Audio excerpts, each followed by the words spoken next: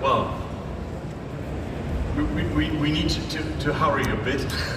So let's welcome our next speaker on stage. He's a Senior Vice President at Zeiss Micro Optics. Please give a big hand to Stefan Höfer. Stefan. Thank you, Malia. That was a great introduction, right? So good afternoon, hello everybody. Really happy to be here today during IAA in Munich and have some time to talk with you about holography, what holography can do in the car interior. My name is stated Stefan Höfer. I'm heading the business development at Zeiss Micro Optics and will spend the next couple of minutes with you on holography. If we are talking about holography, one of the main areas we're talking about in the car interior is the windshield. So we're talking about displays. And if you're looking into the display industry and what kept the display industry busy over the last couple of years or maybe even decades, it was always about getting displays smaller, thinner, packaging size different, and increasing the quality of the image, right? So the contrast should be higher, the brightness, the overall quality of image should be further enhanced. Today, we are having this maybe to a certain extent available. The quality is at the edge, already at the car interior. You're seeing more and more displays popping up in the cars.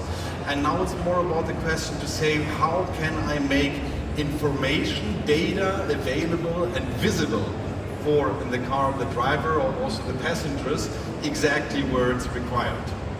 And that's where we at Zeiss Micro Optics are convinced holography is coming into play.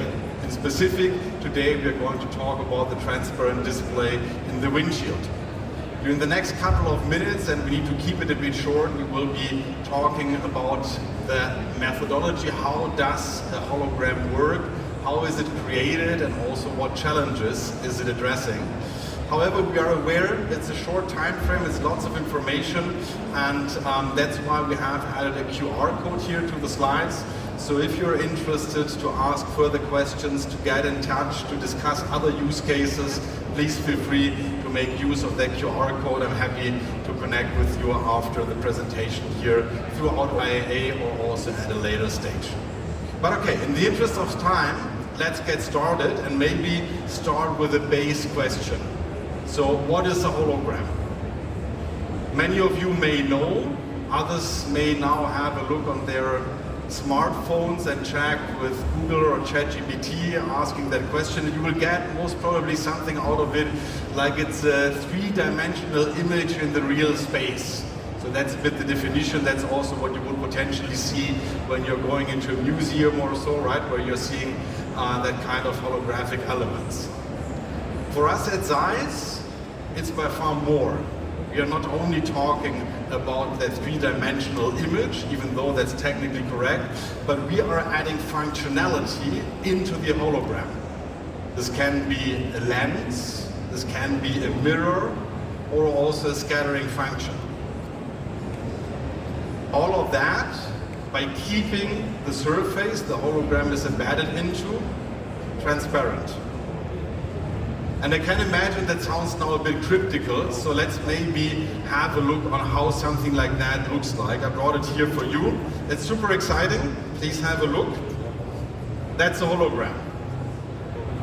And yes, we have the first proof point. It's really transparent, right? So what you can put into such a hologram that's embedded here on the PET foil are different functionalities. This can be a functionality of projection. It can be a functionality of camera.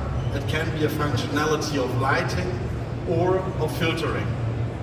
And even you can combine these different functionalities within one hologram.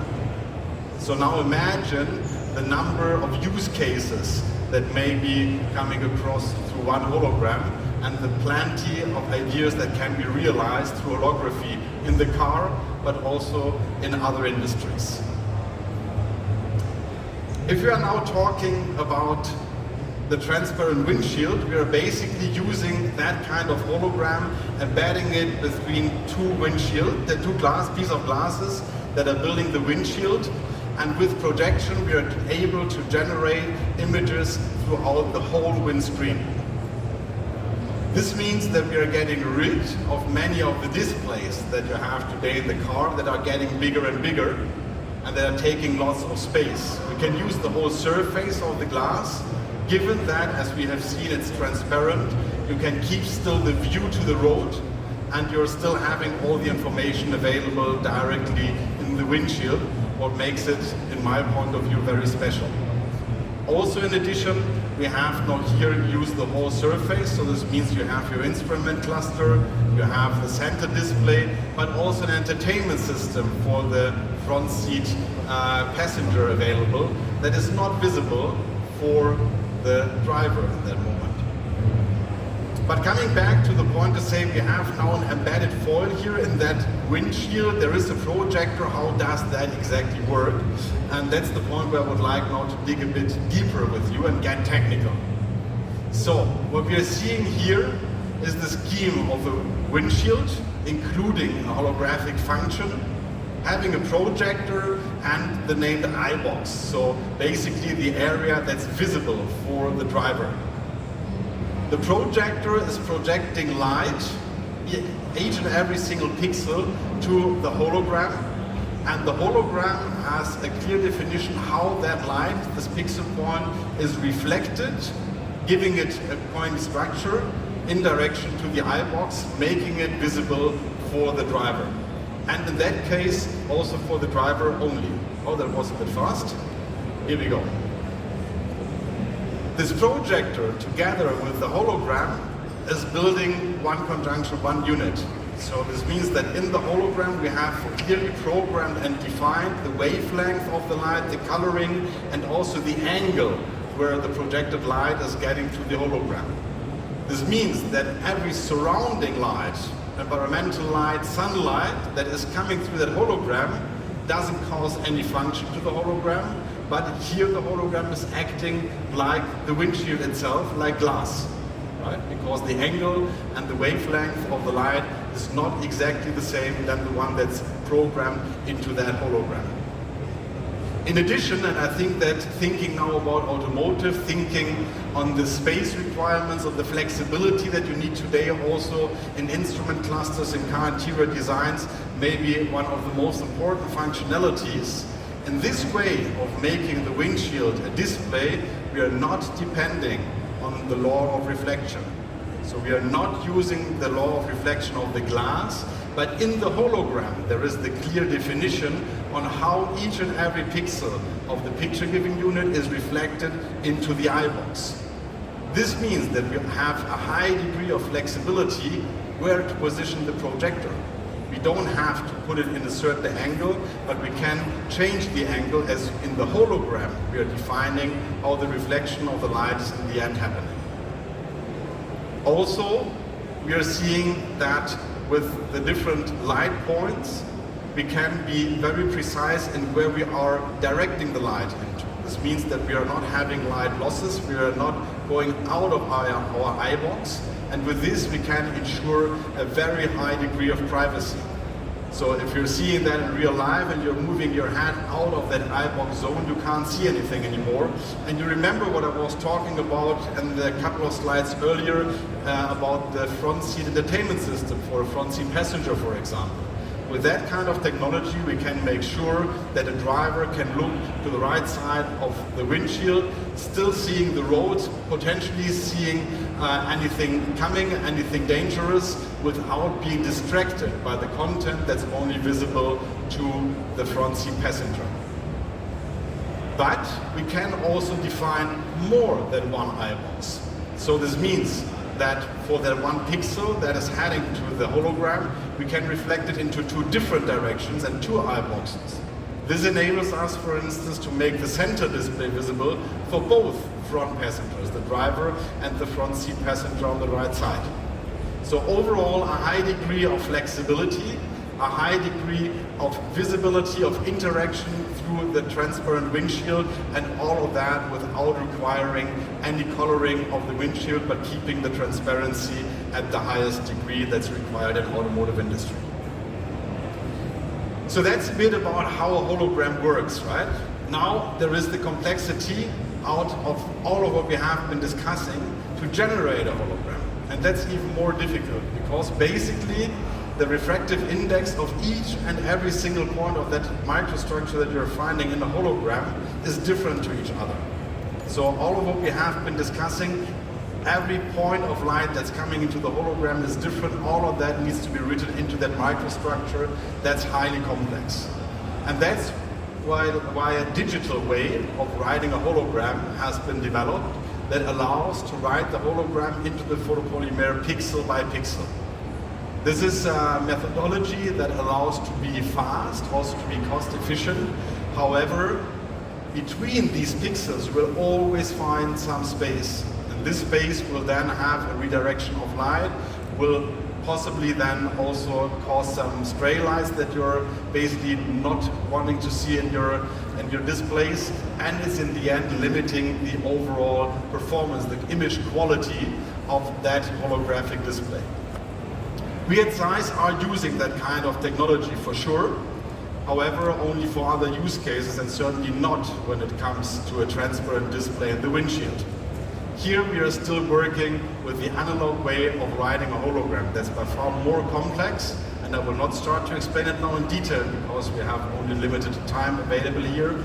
But in the end, we are writing a hologram in a continuous process through laser technology with non-pixelation in order to make sure that the whole HOE structure in itself is written continuously in once. And with that, we can ensure that high quality, because the quality of the image is then only defined by the projector and not by the hologram anymore.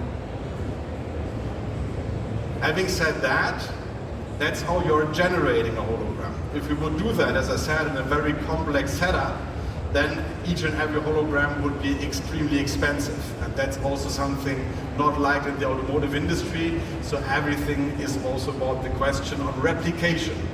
And I can tell you that over the last couple of years, this has been one of the portions that has kept our R&D guys very much busy and where we have invested quite a lot. And I'm very happy to share that with our partner TISA, we are now about to build up the first production line with the replication process to deliver into the automotive industry. So, watching a bit the time, I need already to wrap up a bit, and maybe let me give you again three of the main points of the discussion that we had here today or the presentation. So first of all, with holographic technology in the windshield, we are able to have a display that is able to cope with environmental light, with a daylight driving scenario. Secondly, we have a setup that is addressing the saving of space significantly in the car and having a high degree of flexibility when it comes to the car interior design, and all of that paired with a high degree of transparency. More than 92% of the transparency of the transmittance of the glass is still given. And maybe, as we just talked about, that bear in mind the quality of the image is coming from the projector, so from the image giving unit. The hologram in itself, written in an analog way, will never be the limiting factor. Now I've been talking quite a lot. I've shown you a transparent piece of plastic. Maybe I agree it's not showing exactly what you expected, but that's why I'm happy to share that not far away from here in Hall B2, just over there at our partner Hyundai Mobis, you can see a vehicle in front of the booth where you can see a live demonstration of a fully integrated windshield transparent display, including 3 displays, the cluster, the center, and the front seat passenger entertainment system, and all of that visible here as a real vehicle, real POC. So please feel free to stop by, have a look. And again, the reminder, here you have also the QR code in order to reach out for further questions or conversation. With that, I would close the presentation here today and ask if there is still questions from the audience. If I may, I'm not sure how we're doing with timing.